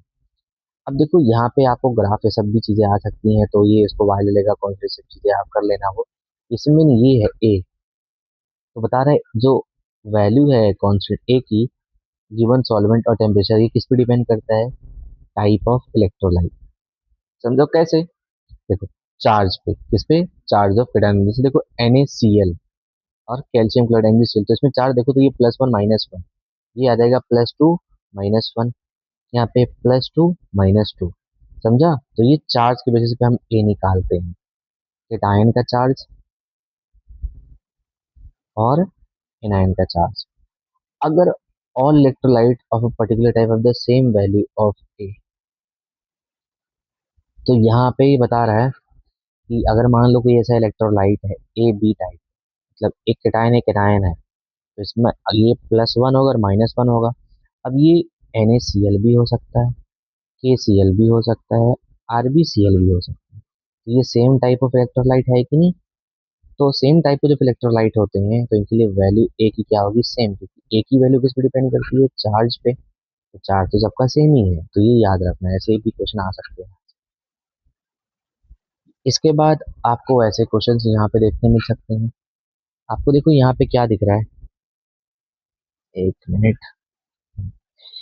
Standard electrode potential for a few half cell are mention, ये आपको दिया हुआ है और बताना है कि इसमें से कौन सबसे नेगेटिव वैल्यू डेल्टा जी की दे। तो डेल्टा जी की वैल्यू आपको निकालना है, तो उसके लिए क्या मालूम होना चाहिए, -NF E0 से। अच्छा, ये जो डेल्टा जी नोट होता है, ये इलेक्ट्रिकल वर्क होता है, क्या होता है बताओ, इलेक्ट्रिकल वर्क होता है। किसी भी सेल का हम बात करते हैं, गैल्वेनिक सेल की तो बात करेंगे, इलेक्ट्रिकल वर्क किसके बराबर होता है, -NF चार्ज और ये पोटेंशियल। तो आप निकाल लो भाई किस केस में नेगेटिव आएगी, तो इसकी वैल्यू तक आपको ई नोट निकालने आता ही होगा, ई नोट सेल, सबका ई नोट सेल निकाल लेना और NF से देखते जाना, समझा। तो यहीं से आप देखो ये क्या है, एनोड है और ये क्या है, कैथोड है। तो ई नोट सेल जो होता है वो क्या होता है, कैथोड माइनस एनोड होता है। तो सिल्वर का क्या दिया है, कैथोड, तो याद आएगा 0.8। एनोड क्या है, जिंक, तो माइनस माइनस प्लस हो गया 0.76, इसे ला जाएगा। ऐसे ही इसका ई सेल निकाल लो, ई सेल निकाल लो और उसके बाद NF से मल्टीप्लाई कर दो। एन क्या है, number of electron exchange in reaction, तो यहाँ पे दो, यहाँ पे तो ओवरऑल दो ही हो, तो यहाँ दो आ जाएगा। तो ऐसे करके आप देख लेना किसकी नेगेटिव वैल्यूज आ रही है। उसके बाद देखो यहाँ पे आपको एक रिएक्शन दिया हुआ है, बोला है कि Ag, जब इसका रिडक्शन पोटेंशियल x है, इसका y और इसका z है, आपको इसका बताना है। तो ये कैसे आ सकता है बताओ, इन्हीं का यूज करोगे, तो Fe+2 जो है एज इट इज रखोगे तभी तो ये आएगा, उसको ऊपर वाले के जैसे बनाना है तीन इक्वेशन का यूज करके। तो मैं तो इसको एज इट इज रखता हूँ, राइट। तो इसके लिए जो आएगा E आ जाएगा y। अब देखो इसके बाद क्या करना है अपने को, सेकंड क्या, Ag+ को यही रखना है, तो दूसरे फर्स्ट वाले को भी ऐसे ही रख लेते हैं हम लोग। क्या बन जाएगा, Ag और इसका आ गया x। Fe+3 प्रोडक्ट में चाहिए, तो ये रिएक्टर में दिया है, इसको रिवर्स कर दो, तो Fe+3 3 इलेक्ट्रॉन, तो इसका E क्या हो जाता है, माइनस में आ जाएगा, कितना रहेगा, -z। जब आप इसको ऐड करोगे तो Fe से Fe कैंसिल हो गया और कहाँ से कुछ आएगा नहीं, तो अब बचा हुआ देखो 3 इलेक्ट्रॉन से 3 इलेक्ट्रॉन चले गया। तो यहाँ पे हम बोल सकते हैं Fe+2 Ag+1 क्या बन जाएगा, Fe+3 और Ag। रिएक्शन ऐड करोगे तो ये ऐड नहीं होता है, लेकिन ये मैं बताया हूँ, ये जो फाइनल होगा ये N1 E1 N2 E2, इस बार तीन ऐड किए ना तो N3 E3, और नीचे क्या लिखोगे, N फाइनल। तो N1 is 2, तो आप यहाँ लिखो ये जो है 2 और ये क्या है, y के बराबर है। इसके बाद प्लस आपको दिया है ये वाली वैल्यूज, तो यहाँ पे आ जाएगा x और इसके लिए n की वैल्यू कितनी है, 1, n ये है, तो ये N1 है 2, यहाँ पे है 1 और यहाँ पे है 3। तो यहाँ पे कितने होंगे बता सकता है कोई, देखो +2 से कहाँ पे आ रहे हैं हम लोग, +3 पे। इलेक्ट्रॉन का चेंज यहाँ पे कितना आ रहा है, 1 से, यहाँ पे कितना जा रहा है, +1 से 0, यहाँ पे चेंज 1 का, तो ये तो 1 हो जाएगा। तो ये 2i हो गया, एन फाइनल कितना हो जाएगा, 1 इलेक्ट्रॉन, इसमें एक इलेक्ट्रॉन का एक्सचेंज हो रहा है, ये ऑक्सीडाइज हुआ तो ये रिड्यूस होगा, इस इलेक्ट्रॉन को ले लिया। तो यहाँ पे आ गया सिंपल x, 3 हुए हैं तो माइनस 3Z है। कहाँ पे दिया हुआ है ऐसे, ये आ जाएगा। क्लियर है? ऐसे क्वेश्चंस आए तभी भी कर लेना, सब जेई के क्वेश्चंस है। इसके बाद देखो नेक्स्ट इक्वेशन का यूज करने के लिए आ गया। अपने को ये सेल दिया हुआ है mg+2 और ag से ये वाला दिया हुआ है। अपने को बोला भाई नेक्स्ट इक्वेशन से ई सेल निकाल। ई सेल क्या होता है? E naught cell minus R T N F L N क्या होता है? क्यू। तो क्यू कैसे निकालेंगे देखो, एम जी, इसका रिएक्शन लिखोगे एम जी, mg+2, 2 इलेक्ट्रॉन, ये तो सॉलिड में होगा और ये एक्वस में होगा।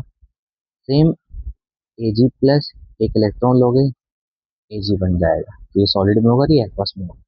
तो ओवरऑल जब लिखोगे इलेक्ट्रॉन कैंसिल करके, तो यहाँ पे क्या आएगा, 2 से मल्टीप्लाई करना पड़ेगा मेरे को, ताकि ओवरऑल रिएक्शन में इलेक्ट्रॉन कैंसिल हो जाए। तो क्या बनेंगे, एम जी, मेरे को ओवरऑल रिएक्शन में इलेक्ट्रॉन नहीं चाहिए, तो कैंसिल करने के लिए सेम मल्टीप्लाई करना पड़ेगा। तो ए जी और mg+2। तो बताओ प्रोडक्ट में ई आयंस, रिएक्टेड में ई आयंस, तो प्रोडक्ट में क्या आ जाएगा, mg+2 का कॉन्सेंट्रेशन और नीचे क्या आ जाएगा, Ag+1 का कॉन्सेंट्रेशन पावर में 2। अच्छा, सारे क्वेश्चन में देखो आपको ये वाली वैल्यूज आ रही, एन कितनी रहेगी 2, तो यहाँ पे एन की वैल्यू भी रख दो, 2 आ गया। क्या ये दिया है? देखो ये ई, ई नॉट सेल आर टी ये थी, लेकिन एल एन mg+2 और यहाँ पे दिए, लेकिन ये 2 नहीं दिया, तो ये तो होगा नहीं, क्योंकि मेरे को इसे mg भी करता और mg कहीं है ऊपर नहीं। तो आप क्या करो, इस लॉ की प्रॉपर्टी होती है, जब ए अपॉन बी को बी अपॉन ए करोगे तो माइनस, बाहर माइनस जाएगा, तो माइनस माइनस प्लस हो जाएगा, ए जी जहां भी अब ऊपर होगा तो प्लस में आएगा। क्लियर है? L N A by B minus L N B upon A होता है। उसके बाद देखो ये क्वेश्चन, इस क्वेश्चन में अपने को बोला क्या है, Faraday electricity was pass through कॉपर+2। 1 फैराडे इलेक्ट्रिसिटी, कितना इलेक्ट्रिसिटी पास कर रहे हैं, 1 फैराडे का चार्ज पास किए कॉपर 2+ के सोल्यूशन, जो दिया है 1 लीटर 1.5 है, और 0.1 फैराडे पास करते हैं Ag+ से, इसका ये बता रहा है। ये सोल्यूशन को हम लोग ने बनाया ये सब चीजें, और यहाँ पे ई सेल अपने को निकालना है। तो ई सेल निकालने के लिए क्या करोगे बताओ, नेक्स्ट इक्वेशन यूज करोगे, ई नॉट सेल। अब यहाँ पे स्टैंडर्ड कंडीशन पे है, कुछ बता रहे हैं, 298 दिया, ठीक है, 0.06, 2 इलेक्ट्रॉन का एक्सचेंज होगा, ओवरऑल दिख रहा है ना, क्या आएगा, कॉपर+2 से 2 इलेक्ट्रॉन जाके कॉपर बन जाएगा। अच्छा यहाँ पे सॉरी, किसका ऑक्सीडेशन होगा, इधर कॉपर का ऑक्सीडेशन होगा और कैथोड का रिडक्शन होगा। रिएक्शन दिख रहा है ना, रिडक्शन पोटेंशियल ज्यादा किसका है, इसका, तो रिडक्शन होगा और इसका ऑक्सीडेशन होगा, तो कॉपर का ऑक्सीडेशन हुआ और सिल्वर का क्या हो जाएगा, रिडक्शन। तो वही आपको बैलेंस करना पड़ेगा, 2 से मल्टीप्लाई कर देना तो कट जाएगा इलेक्ट्रॉन, फाइनली ये दिखेगा। तो लॉग प्रोडक्ट में क्या मिल जाएगा आपको, प्रोडक्ट में मिल जाएगा Cu+2 का कॉन्सेंट्रेशन और रिएक्ट में मिल जाएगा Ag+ का वैल्यू, ये हो जाएगा। तो आप इसे ई नोट तो निकाल सकते हो, देखो कैथोड एनोड दी है, तो यहाँ से ई सेल निकाल लो, तो ये तो मालूम पड़ेगा, ई नोट सेल मालूम पड़ेगा। अब अपने को ई सेल निकालने के लिए ये मालूम होना चाहिए कॉन्सेंट्रेशन। तो अब क्वेश्चन समझो, कॉन्सेंट्रेशन ये वाला मत लगा देना ना, गलत कर दोगे। बता रहा है कि भाई कॉपर+2 का जो कॉन्सेंट्रेशन है 1.5, वॉल्यूम कितना है 1 लीटर, इसमें हम लोगों ने 1 फैराडे का चार्ज पास किया है। तो पहले कॉपर+2, तो बताओ ये एम वी है, तो मोल निकाल सकते हो, m×v, तो यही इसका आ गया मोल, मतलब कितने मोल कॉपर+2 प्रेजेंट है। आप ये देखो Cu+2 2 मोल इलेक्ट्रॉन लेता है, दैट इज 2f, बन जाता है Cu। तो अगर 1 मोल Cu+2 को डिपॉजिट करवाना है, कितने चार्ज चाहिए, 2f। हम लोग ने कितने चार्ज पास किए, हम लोग ने पास की है 1f, कितना पास किए हैं 1f, तो कितना डिपॉजिट होगा 0.5 होगा, सिर्फ कितना होगा बोलो, 0.5 डिपॉजिट होगा। ये कॉन्सेप्ट समझो, ये हमको पता है कि भाई जो गिवन है, ये अपने को पता है कि भाई Cu+2 का ये दिया है, ठीक है, इतने मोल है, लेकिन इसमें चार्ज पास किए हो तो कुछ ना कुछ तो डिपॉजिट होगा। तो हमको पहले पता है इस रिएक्शन से एक मोल Cu+2 डिपॉजिट करने के लिए 2F चाहिए। हम लोग ने एक F पास किया है तो 0.5 डिपॉजिट हो जाएगा, और हमारे पास स्टॉक में 1.5 था, 0 पॉइंट चलेगा, तो अब Cu+2 बचा कितना एक्चुअल में सोल्यूशन में? Cu+2 बचा है 1 मोलार। सेम ऐसे ही देखो इसका Ag का, तो Ag+1 इलेक्ट्रॉन लेके क्या बनाता है? Ag बनाता है, राइट। तो यहाँ पे क्या दिया है अपने को? Ag का ये सोल्यूशन था, अब Ag इलेक्ट्रॉन लिया और Ag बना देगा। तो यहाँ पे क्या आएगा? Ag का 1F से 1 मोल चले जाता है। हम लोग ने कितना पास किया इसमें? 0.1, तो ये 0.1 चले जाएगा, तो यहाँ पे ये होगा, और कितना बन जाएगा ये बताओ? 0.1 से गया 0. आ जाएगा, और यहाँ पे 0.1 तो यूज हो गया। था कितना हमारे पास स्टॉक में? देख लो, 0.2 था, 0.1 बचेगा। तो Ag+ जो है वो कितना बचेगा? 0.1। तो इसका यूज करोगे और यहाँ रखोगे, और यहाँ से मालूम पड़ेगा आपको ई सेल की वैल्यू।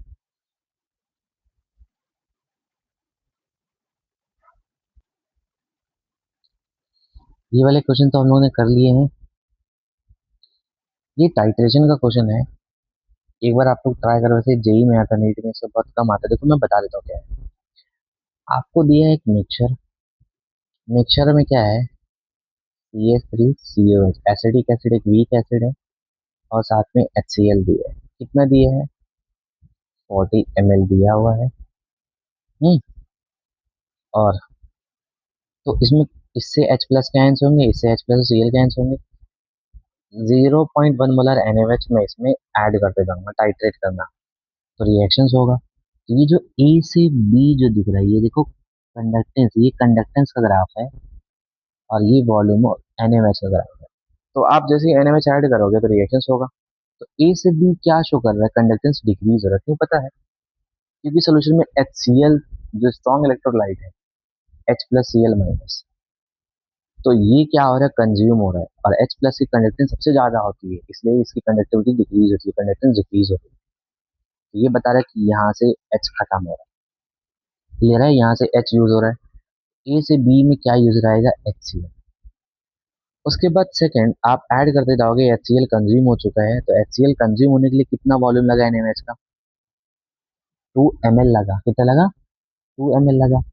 अब बताओ, आप निकाल सकते हो इक्विवेलेंस। ये सारे इक्विवेलेंस पॉइंट होते हैं। इक्विवेलेंट पॉइंट्स में क्या बोलते हैं? एसिड का इक्विवेलेंट बराबर होगा बेस के इक्विवेलेंट। तो यहाँ पे आप लिख सकते हो एन फैक्टर तो 1 ही होगा, तो M1V1 बराबर होगा M2V2। M1 नहीं मालूम है ना, ये तो एसिड का मालूम करना है। ये दिया है 40 ml में ही होगा। ये दिया 0 पॉइंट, कितना वॉल्यूम लगा? 0.2 लगा, तो यहाँ से M निकाल लो, कितना आ जाएगा? ये 2 से 2 कटेगा, तो यहाँ पे कितना आ जाएगा देख लो एक बार। अब निकाल लो यहाँ से क्या बनेगा।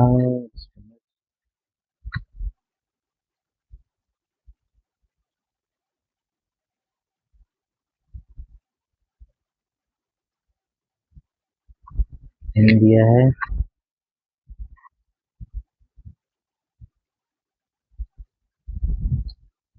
40, और ये यहाँ से 2 × 10⁻², ये 20 हो गया, 0.2 हो जाएगा।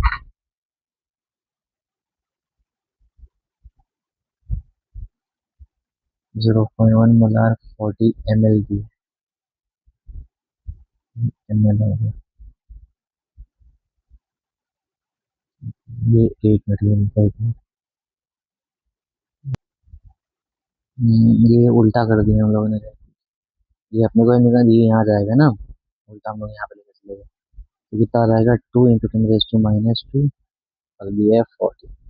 सॉल्व करो, कितना आ जाएगा? 0.005। तो यहाँ दिया है तो कॉन्सोल्यूशन ऑफ एथिलीन मुझे ये दिया है, आगे आंसर। अब बाकी सही होगा कि नहीं वो देख लेते हैं। तो बी से सी जो हो रहा है, ये इंक्रीज हो रहा है, इसका रीजन क्या है? ये एक वीक एसिड है ना। जब आप इसमें NaOH मिलाओगे तो सॉल्ट बनेगा, और सॉल्ट एक स्ट्रॉन्ग इलेक्ट्रोलाइट होता है। स्ट्रॉन्ग इलेक्ट्रोलाइट है तो उसके आयंस ज्यादा बनेंगे, इसलिए कनेक्टिविटी बढ़ती है। ये पॉइंट बताता है कि यहाँ पे क्या खत्म हो गया, एसिडिक एसिड हो गया। तो इससे निकाल लो, इक्विवेलेंस बराबर होंगे तो M1V1 M2V2। तो इसकी मोलरिटी अपने को मालूम नहीं है, वॉल्यूम तो 40 ml होगा, M2 0.1 दिया है, और V2 कितना वॉल्यूम रिक्वायर्ड हुआ, 5 मत बोलना, तो ये था, इसलिए लगा 3। यहाँ 3 लेना, यहाँ से ऐसे ही निकाल सकते हो। उसके बाद ये क्वेश्चन देखो क्या बता रहा है अपने को। ये दिया है, टेबल दी है, कॉन्सेंट्रेशन और मोलारिटी दी है, और आपको निकालना क्या है, एक ही वैल्यू निकालना है। बताओ अलग अलग कंडीशन है, इसमें वैल्यूज रखो। देखो यहाँ पे अगर मैं एक इक्वेशन बनाऊँ तो 96.1, ये तो ऐसे ही होगा, ए रूट 0.0। तो यहाँ से जब मैं करूँगा ए, ये हो जाएगा 0.02 हो जाएगा, राइट। ये 10⁻⁻, देखो ये 10⁻⁴ हो जाएगा, सॉरी। तो इक्वेशन 1 बना। सेम ऐसे दूसरी, क्योंकि मेरे को इसकी वैल्यू नहीं मालूम है ना, हम दो इक्वेशन यूज कर सकते हैं। दूसरा आप ही ले लो 95.7, इसके लिए भी ये तो सेम ही होगा इनफाइनाइट पे। तो यहाँ पे ए और रूट 0.9 आ जाएगा, तो ये 0.3 हो जाएगा। तो यहाँ से सॉल्व करके आप यहाँ से क्या है, इसको कैंसिल कर सकते हो आप, सब तरह को सब करके, तो यहाँ से ए निकल जाएगा, आ जाएगा 4 के आसपास। अब यहाँ पे क्वेश्चन देख लो, ये जो दिया है एजी से AgCl, और ये जो ऐसे फैशन में दिया होता है, देखो ये 0 से Ag+, तो सिर्फ अगर ये दिया होता है ऐसे Ag से Ag+ दिया होता तो मैं डायरेक्टली बोलता ये मेटल मेटल आयन इलेक्ट्रोड है। लेकिन जब भी ऐसे दे दे तो समझ जाओ वो कौन सा इलेक्ट्रोड है, ये है इनसॉल्युबल सॉल्ट का इलेक्ट्रोड है। ऐसे केस में क्वेश्चन कैसे करेंगे, देखो इसके लिए मैं आगे आपको बताऊंगा टाइप्स ऑफ इलेक्ट्रोड, में भी आगे हम लोग डिस्कस करेंगे इसमें। चलो मैं यहीं पे बता देता हूँ, फिर हम क्वेश्चन करेंगे, पहले यहाँ देख लो। चलो आगे बता दूंगा, यहाँ देख लो पहले ये क्या होता है टाइप्स ऑफ इलेक्ट्रोड में। तो ये ऑक्सीडेशन जो हो रहा है कैसे होता है मालूम, Ag जब आप Cl- लगाओगे तो क्या बन जाता है, AgCl बन जाएगा कि नहीं। देखो 0 से +1 हो गया, तो यहाँ से क्या निकलेगा, एक इलेक्ट्रॉन निकल रहा है, इसी को हम क्या बोलेंगे, ऑक्सीडेशन हो रहा है इसका। 0 से +1 हो गया, एक इलेक्ट्रॉन दिया, सील माइनस मिलकर AgCl बना दिया, ये ऑक्सीडेशन होता है। और इसको लिखते कैसे, हम रिप्रेजेंट कैसे करेंगे, Ag से AgCl और साथ में Cl-, ये होता है metal insoluble salt in an electrode होता है, ये याद रखो। दूसरा Fe यहाँ पे दिया है +2 और यहाँ पे दिया है +3, ये जो इलेक्ट्रोड है इसको बोलते हैं रिडॉक्स इलेक्ट्रोड। जब भी दो अलग अलग आयन, जो सेम आयन अलग अलग ऑक्सीडेशन स्टेट में होते हैं, तो उसको बोलते हैं, उसमें यूज करते हैं सपोर्टिंग मटेरियल प्लेटिनम। प्लेटिनम हम दो के केस में यूज करते हैं, या तो गैस हो जाए या तो दो अलग अलग आयन जो इलेक्ट्रोड की तरह काम कर रहा है। तो यहाँ पे देखो क्या दिया है, Fe, ये आपको समझना है, यहाँ पे क्या आ जाएगा, रिडक्शन रिएक्शन लिखोगे तो Fe+3 एक इलेक्ट्रॉन लेगा और क्या बन जाएगा, Fe+2। ये मत करना 2 से 3 मत करें, तो ऑक्सीडेशन दिख जाएगा, ये एक्चुअली आपको ये मैनेज करना है, रिडक्शन हो गया। अब यहाँ से क्या करोगे, इसके लिए जब आप ई सेल लिखोगे तो ये क्या हो जाएगा, ई सेल ई नॉट होगा, और यहाँ पे 0.061 होगा, एक इलेक्ट्रॉन का ट्रांसफर। लॉग प्रोडक्ट में किसका कॉन्सेंट्रेशन हो रहा है, प्रोडक्ट में हो रहा है कॉन्सेंट्रेशन Fe+2। रिएक्टेंट में किसका किसका हो रहा है, ये तो सॉलिड में है, ये भी सॉलिड में है, तो यहाँ पे ये दोनों ही आएंगे, Cl- का और Fe+2 का +3, ये तो फिक्स होगा। अब बता रहा है इस सेल की वैल्यू कब बढ़ेगी। देखो अगर आप ये वाली वैल्यूज आपको, ये अभी नेगेटिव में आ रही है, अगर मैं लॉग में ये वाली वैल्यूज क्या कर दूं, बढ़ा दूं, तो ओवरऑल वैल्यू क्या हो जाएगी, लॉग में 1 से कम, और जब 1 से कम आएगी, पता है ना ये, मान लो ये नीचे वाली वैल्यूज अगर मैं बढ़ाऊंगा ये ज्यादा होगी, मान लो ये ऊपर 1 नीचे 2 है, ये वैल्यू ज्यादा है, तो ये << 1 आ रहा है, और <<1 जब भी आता है तो वैल्यू जाती है नेगेटिव, और नेगेटिव पॉजिटिव हो जाएगा, तो ई नॉट में कुछ ऐड होगा तो ई सेल बढ़ेगा। तो अगर आप Fe+ को कॉन्सेंट्रेशन इंक्रीज करोगे, मतलब ये बढ़ाओगे, तो एक्चुअल में पॉजिटिव वाली वैल्यूज बढ़ेगी और नेगेटिव में और अपना माइनस होते रहेगा, ये तो होगा नहीं। Fe+ से डिक्रीज करो, तो ये डिक्रीज करोगे तभी भी और वैल्यू बढ़ेगी, और बढ़ेगी मतलब माइनस में कम होगा, तो ये भी नहीं। Fe+2 का डिक्रीज, हाँ अगर ये डिक्रीज कर दो, ये डिक्रीज करते जाओ और कम होती जाएगी, कम हो रही तो नेगेटिव में आती जाएगी, तो नेगेटिव नेगेटिव पॉजिटिव हो जाएगा, तो यहाँ से ये हो गया। ये वाली वैल्यू बढ़ाओगे तो ओवर, और नीचे वैल्यूज बढ़ाओगे तो लॉग की वैल्यू क्या हो जाएगी, नेगेटिव, और नेगेटिव पॉजिटिव। सही है, और ये भी सही, तो आंसर क्या आ जाएगा, ये याद रखना है। ऐसे सेम ये क्वेश्चन है, ये क्वेश्चन भी ट्राई कर लेना आप लोग। अच्छा, इसके बाद याद रखो, यहाँ पे मैंने कुछ लिखा हूँ, ये पॉइंट्स बहुत इंपॉर्टेंट है। डायरेक्टली से स्टेटमेंट, असर्शन, रीजन, ये सब चीजें आ सकती हैं, ये एक बार पढ़ लेना। अब हम लास्ट एक दो पॉइंट्स मैं आपको बता देता हूँ। इसमें देखो, ये पॉइंट्स आप लोग देख लेना, ये चार्ट भी देख लेना, कंडक्टेंस का है। इसमें आपको मेनली ये वाले पॉइंट्स और ये वाले देख लेना है। अब मैं थोड़ा सा इसमें बता देता हूँ टाइप्स ऑफ इलेक्ट्रोड जो हमको आता है। टाइप्स ऑफ इलेक्ट्रोड,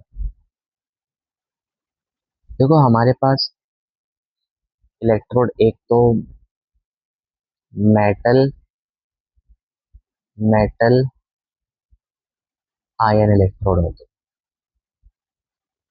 इस केस में भाई आपका एक मेटल होगा, इसका क्या होगा, ऑक्सीडेशन होगा तो आयंस बना देगा, और एक इलेक्ट्रॉन चले गया। और इसके लिए आप एनोड का रिएक्शन कैसे लिखोगे, M+, कुछ तो कॉन्सेंट्रेशन हो जाएगा। अगर रिडक्शन हुआ, M+1, इलेक्ट्रॉन गया M, तो कैसे लिखोगे, M+1 M, यहाँ पे इसका कुछ कॉन्सेंट्रेशन, रिडक्शन। दूसरा आता है, ये तो हो गया मेटल, मेटल आयन इलेक्ट्रोड हो गया। दूसरा होता है गैसियस इलेक्ट्रोड। तो गैसियस इलेक्ट्रोड बेसिकली आपको हाइड्रोजन या क्लोरीन गैस का, जब भी गैसियस इलेक्ट्रोड यूज करते हो तो सरफेस एरिया प्रोवाइड करने के लिए प्लैटिनम वायर यूज करते हैं, और ये बताएगा कि भाई ऑक्सीडेशन हो रहा है, रिडक्शन हो रहा है, समझा।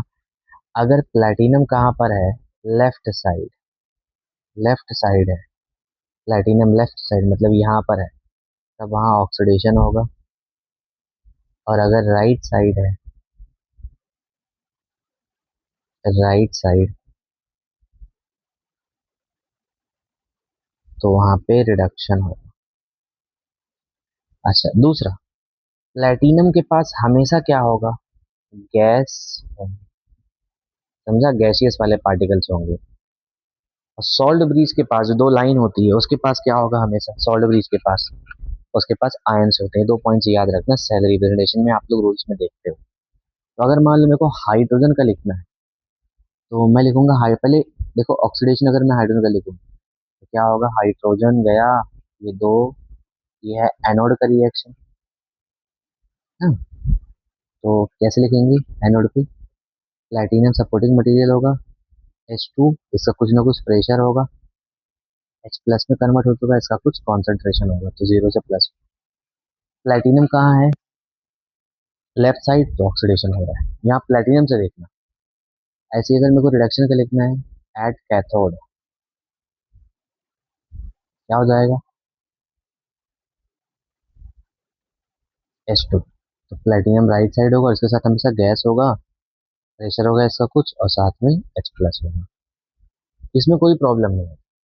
प्रॉब्लम कहाँ पर होती है, जब क्लोरीन का आता है, एनोड पे, एट एनोड, क्लोरीन से ये नहीं होता है, ऐसा नहीं होता, याद रखो कि भाई एक इलेक्ट्रॉन निकल गया, ऐसा नहीं होता। क्लोरीन में Cl- और Cl2 ही लगते हैं, कि हाइड्रोजन तो था, वो इलेक्ट्रॉन डोनेट भी कर सकता है, गेन भी कर सकता है, लेकिन जो क्लोरीन है वो क्या करेगा, मेनली एनएसी से गेन करने की। तो ऑक्सीडेशन बोला तो ये आ जाएगा, Cl2, दो इलेक्ट्रॉन। तब इसके लिए आप क्या लिखोगे बताओ, प्लैटिनम, ऐसे लिखते अगर मैं ऐसे लिखूं Cl2, तो बोलोगे भाई माइनस से 0, लेकिन ये रिप्रेजेंट गलत है। ये गैसियस फॉर्म में जो होता है हमेशा प्लैटिनम के साथ होगा, तो आप बोलो कि -1 से 0, अगर मैं ऐसे बोल रहा हूँ, मैं बोल रहा हूँ ऐसे लिखो, बोलोगे भाई 0 से रिडक्शन हो रही है तो ऐसे आप रीड कब करते हो, जब मेटल आयन का दे, जब मेटल आयन करे तब आप हमेशा ऐसे जाओगे तो ऐसे सही होगा, लेकिन जब गैस का दे तब आप ऐसे मत जाना, आप क्या देखना, एनोड कैथोड बताने के लिए ऐसे मत जाना, प्लेटिनम की पोजीशन देखना। समझा? अगर लेफ्ट साइड है तो पक्का ये ऑक्सीडेशन हो रहा है और ये हम अपने हिसाब से मैनेज कर सकते हैं। ऐसे अगर रिडक्शन होगा तो क्या होगा, प्लेटिनम यहाँ पे क्या जाएगा बताओ, होना क्या चाहिए था, Cl2 Cl- होना चाहिए था कि आंसर गलत होगा ना, प्लेटिनम के साथ हमेशा क्या होगा, Cl2 Cl-, ये याद रखना। ऐसे थर्ड होता है रिडॉक्स इलेक्ट्रोड। रिडॉक्स इलेक्ट्रोड क्या होता है, इसमें भी हम यूज करते हैं platinum as a supporting material. इसमें दो अलग अलग आयंस काम करता है ऑक्सीडेशन रिडक्शन का। मान लो Fe+2 ऑक्सीडेशन का एनोड की तरह काम करेगा तो ये इसमें चले जाएगा, ये कैथोड की तरह काम करेगा इसमें चले जाएगा। तो इसके लिए कैसे लिखते हैं, प्लेटिनम Fe+2 से +3। समझा? ये याद रखना है, ऐसे चलेंगे। उसके बाद होता है मेटल इनसॉल्युबल सॉल्ट इलेक्ट्रोड।